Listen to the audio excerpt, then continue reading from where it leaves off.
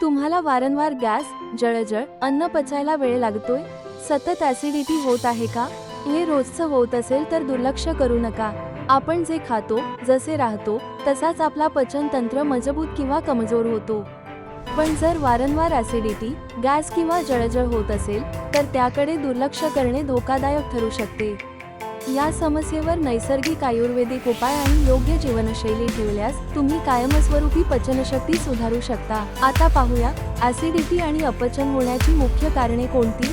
1. Fast food, तळलेले पदार्थ, मसालेदार जेवण. 2. अन्न व्यवस्थित चावून न खाणे. 3. झोपण्याच्या आधी जेवण करणे. 4. तणाव आणि चिंता. 5. पाण्याची कमतरता. तुमच्या पचनशक्तीला सुधारण्यासाठी हे सोपे आणि प्रभावी उपाय करा. सकाळी कोमट पाणी आणि लिंबू प्या.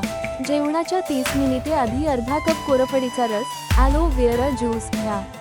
आहारात हिरव्या पालेभाज्या, ताजे फळे आणि कोथिंबिरीचा समावेश करा. रोज 15 मिनिटे चालणे किंवा योग करा. झोपायच्या 2 तास आधी जेवण करा.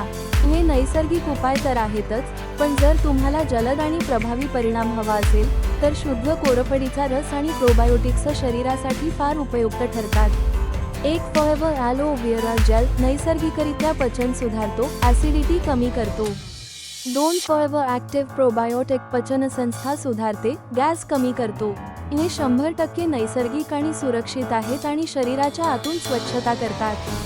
जर तुम्हाला हा व्हिडिओ उपयुक्त वाटला असेल, तर लाईक करा, शेअर करा आणि सुखसंवाद अधिकला सबस्क्राईब करा.